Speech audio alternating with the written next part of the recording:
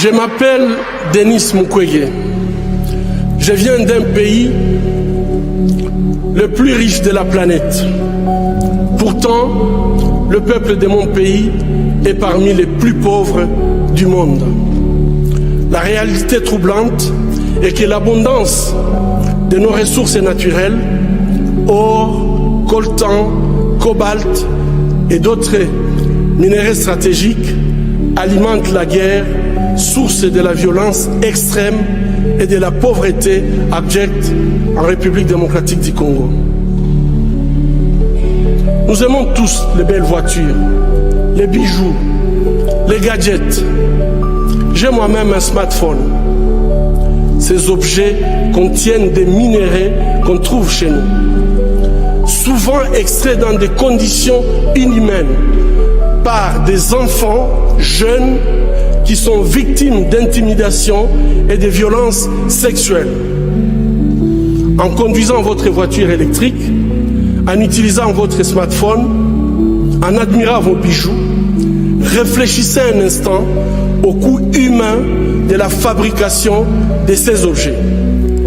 En tant que consommateur, le moins que l'on puisse faire,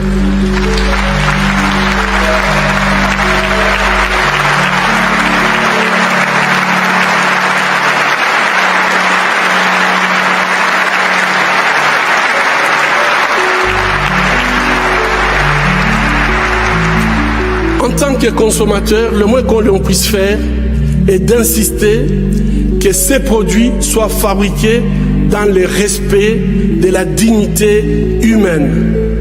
Fermer les yeux devant les drames, c'est être complice. Ce ne sont pas seulement les auteurs de violences qui sont responsables de leurs crimes, mais aussi ceux qui choisissent de détourner les regards. Mon pays est systématiquement pillé avec la complicité des gens qui prétendent être nos dirigeants.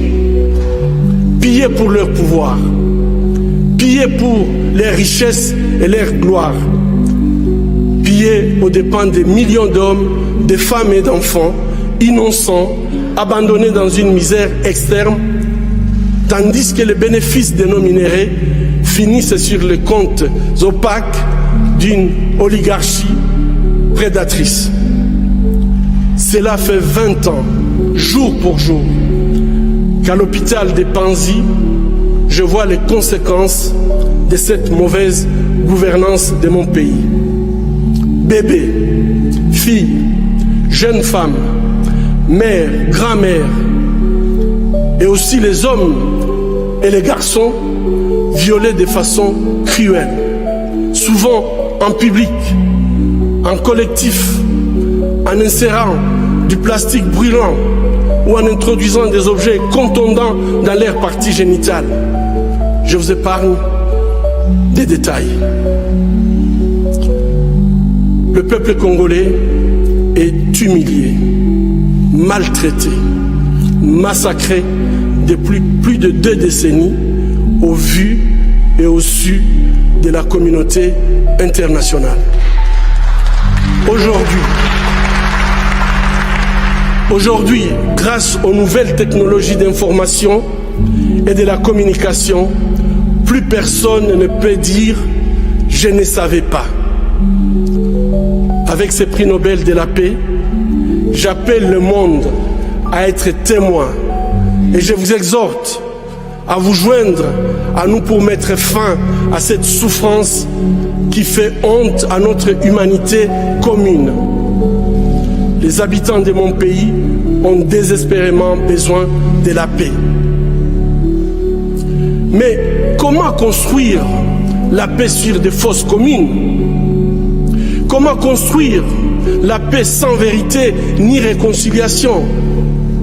Comment construire la paix sans justice ni réparation? Au moment où je vous parle, un rapport est en train de moisir dans les tiroirs d'un bureau à New York. Il a été rédigé à l'issue d'une enquête professionnelle et rigoureuse sur les crimes de guerre et les violations des droits humains perpétrés au Congo. cette enquête nomme explicitement des victimes, des lieux, des dates, mais élude les auteurs. Ces rapports du projet Mapping établi par le Haut Commissariat des Nations Unies aux droits humains décrit pas moins de 617 crimes de guerre et crimes contre l'humanité et peut-être même des crimes de génocide. Qu'attend le monde pour qu'il soit pris en compte? Il n'y a pas de paix durable sans justice. Or, la justice ne se négocie pas. Ayons le courage de jeter un regard critique et impartial sur les événements qui sévissent depuis trop longtemps dans la région des Grands Lacs.